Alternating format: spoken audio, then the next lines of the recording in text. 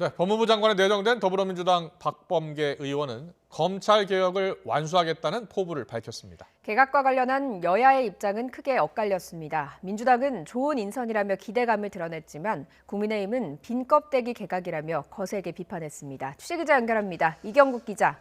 네, 국회입니다. 네, 박범계 법무장관 후보자죠. 자, 구체적으로 어떤 입장을 밝혔나요? 네, 법무부 장관에 내정된 박범계 의원 조금 전 국회의원회관에서 짤막한 소회를 밝혔습니다. 우선 엄중한 상황에 장관 후보자로 지명돼 어깨가 무겁다고 말했는데요. 박 의원은 법무부 장관의 가장 중요한 역할로는 검찰 개혁을 완수하는 것을 꼽았습니다. 또 법무부와 검찰 사이의 갈등에 대해서도 언급을 했는데요. 이 부분 직접 들어보도록 하겠습니다.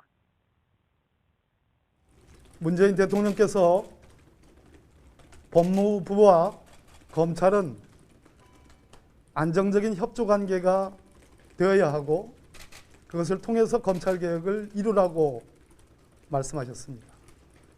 그것이 저에게 준 지침이로 저는 알고 있습니다. 네, 환경부 장관에 내정된 한정혜 정책위 의장은 나중에 입장을 밝히겠다며 의원회관을 떠났습니다. 민주당 이낙연 대표는 이번 개각에 대해서 전문성과 관리 역량을 가진 분들이 발탁됐다며 좋은 인선이다 이렇게 평가했습니다. 먼저 박범계 의원에 대해서는 법무부 장관이 할 일이 간단치 않은데 청와대가 여러 장점과 특징을 잘 고려한 것 같다 말했습니다. 또 한정혜 정책위 의장에 대해서는 당내에서 손꼽힐 만큼 세부적인 부분에 강한 사람이라고 평가했습니다. 이와 함께 민주당은 박범계 의원에게는 검찰개혁 추진을, 한정혜 정책위 의장에게는 기후변화 위기 극복과 탄소 중립에 대한 노력을 당부했습니다. 야당에는 인사청문 과정에서의 초당적인 협력을 요청하기도 했는데요. 하지만 국민의힘은 변화도 기대할 것도 없는 빈 껍데기 개각이라며 강하게 비판하고 있습니다. 특히 장관급 인사에 정치인이 포함된 점을 지적하며 정권 지시를 충실히 이행한 여당에게 내리는 보은성 개각이라고 지적했습니다. 이어서 국회가 장관직으로 가는 코스가 되어버렸다고 맹비난하기도 했는데요. 또 사법부를 향해 살려달라고 해보라던 일을 법무부 장관에, 또 코로나 긴급재난지원금을 선거용으로 이용했다고 고백한 일을 환경부 장관에 내정한 것은 경악스럽다고도 덧붙였습니다. 국민의힘은 인사청문회를 통해서 적격 여부를 철저히 검증하겠다고 덧붙였는데요. 향후 두 장관 후보자의 인사청문회 과정에서 여야의 거센 충돌이 예상됩니다. 네, 오늘 공수처장 최종 후보자 지명도 있었습니다. 이에 대해서도 여야가 큰 온도차를 보였다고요?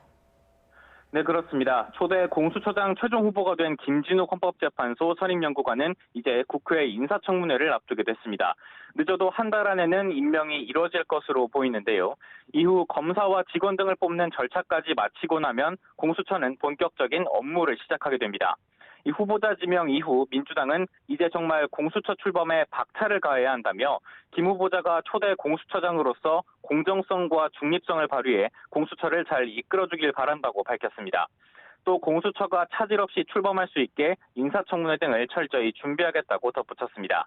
민주당은 이와 함께 검찰개혁 특위를 중심으로 검찰에게서 수사권을 떼어내 검찰을 기소 전문 기관화하는 2단계 검찰개혁에도 착수한 상태입니다.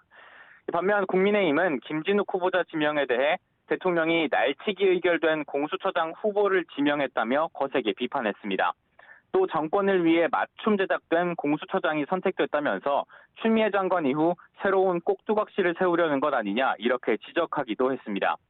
주호영 원내대표는 YTN과의 통화에서 정말 살아있는 권력을 제대로 수사할 수 있을지, 또 조직을 장악할 수 있을지 보겠다면서 철저한 검증을 예고했습니다. 지금까지 국회에서 전해드렸습니다.